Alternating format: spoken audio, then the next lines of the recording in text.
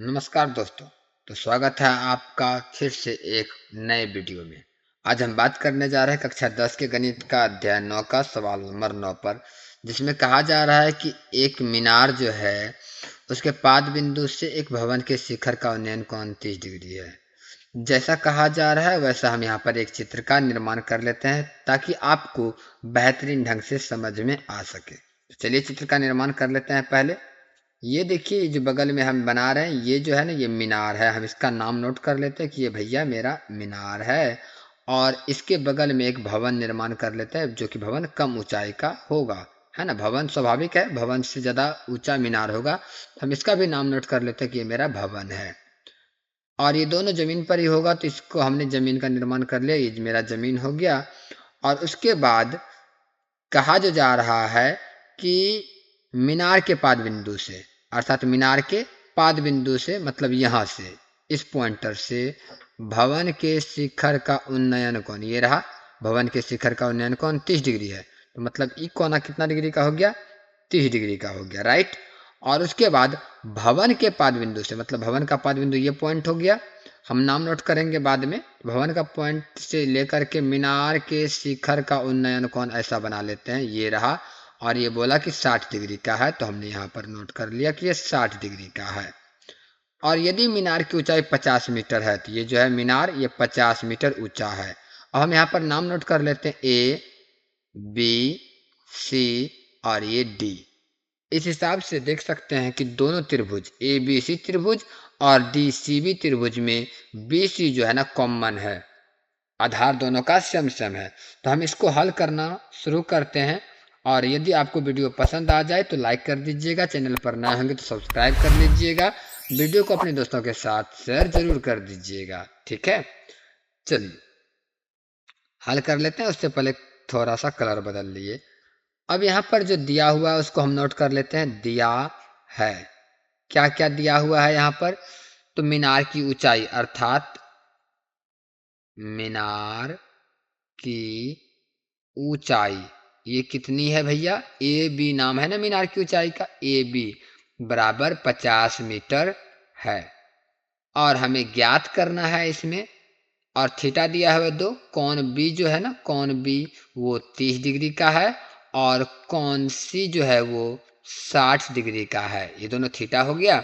और हमें बताना है डी सी, यानी कि भवन की ऊंचाई।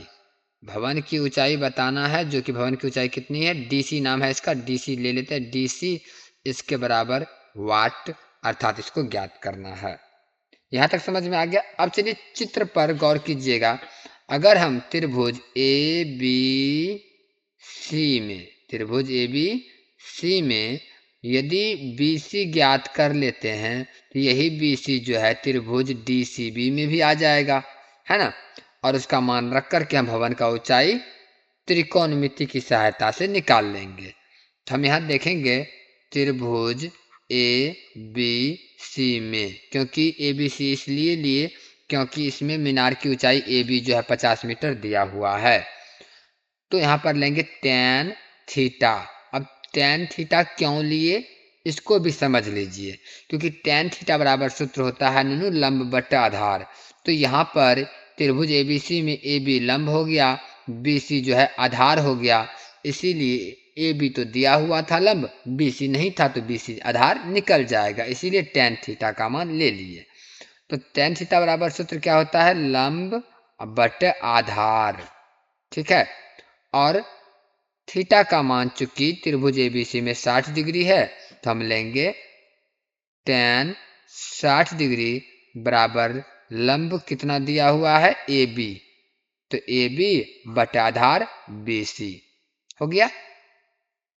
अब इसको हम करेंगे tan 60 का मान रख देंगे √3 बराबर ए बी का मान 50 और आधार बी सी है तो बी सी ही रहेगा।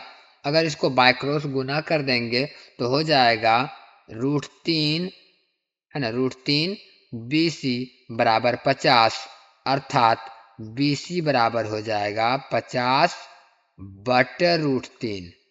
ऐसा ही रहने देते हैं, क्योंकि हमको बी सी का मान निकालना नहीं था। बी सी से हम डी सी निकालेंगे। अब यहाँ पर लिखेंगे पुनः त्रिभुज डी सी बी में, और यहाँ भी tan थीटा लगाएंगे। tan थीटा बराबर यहाँ भी लंब बटा आधार हो जाएगा। अब की बार लंब हो गया DC और BC जो हो गया आधार। ऐसा इसलिए लिए क्योंकि अपने पास अब की बार BC तो मालूम है ना 50/√3, इसीलिए तो थीटा का मान कितना अब की बार 30 डिग्री थीटा, ये थीटा होगा ना DCB के लिए थीटा 30 डिग्री रह जाएगा। तो यहाँ पर लिख देंगे tan 30 डिग्री बराबर DC तो अब की बार है नहीं, निकालना है हमें। चलिए D है ये, तो DC बटे BC, ये तो मालूम है ना अपने पास।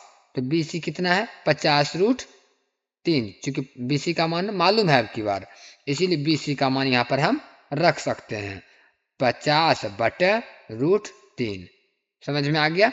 चलिए कोई बात नहीं, यहाँ भी बना लेते हैं, अगला पेज लेने की आवश्यकता नहीं पड़ेगी। तो tan 30 का मान 1/√3 लगा लेते हैं बराबर DC अब बटे 50/√3। अगर ऐसा कर लेते हैं तो इसको हम लिख सकते हैं, समझने के लिए तोड़ रहे हैं हम, कि DC/1 ये जो भागा है तो गुना हो जाता है ना √3/50, भिन्न का भागा को गुना बना लिए। अब अगर √3/50 इस साइड आता तो क्या होता, 1/√3 और ये गुना हो जाता, इस तरह से गुना उलट जाता 50/√3 बराबर DC।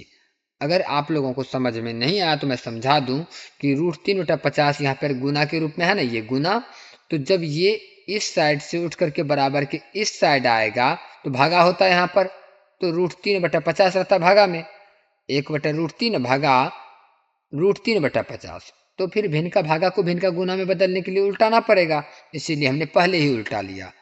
चलिए अब कुल मिलाकर के लिख सकते हैं 50/3 बराबर DC। समझ में आ गया। तो इसको अगला पेज में ले लेते हैं, ऐसा इसलिए इसको लिख सकते हैं अब DC बराबर 50/3। आपका यह भी उत्तर हो गया, और नहीं तो आप इसको बदल सकते हैं पूर्णांक में, 3 से 50 में भागा दे दीजिए। पूर्णांक में ऐसे बदला जाता है ना, 3 से 50 में भागा दे देना है पूर्णांक में बदलने के लिए। फिर 3 एकम 3 हो गया, 5 में 3 गया 2, 0, 3 छाके 18, 2। जो शेषफल बच जाता है इसको ऊपर रखते हैं, तो ऊपर रख दीजिए, और जिससे भागा दिए थे उसको नीचे रखते हैं। कुल मिला के कह सकते हैं DC बराबर 16.2/3 मीटर, है ना, मीटर में आंसर था तो मीटर होगा। तो DC क्या, भवन की ऊंचाई यहाँ पे लिखना आवश्यक हो जाएगा, अतः भवन की ऊंचाई जो है वो 16.2/3 मीटर है। ये आपका आंसर हुआ। वीडियो पसंद आया तो लाइक कर दीजिएगा। मिलते हैं अपने अगले वीडियो में, तब तक के लिए धन्यवाद।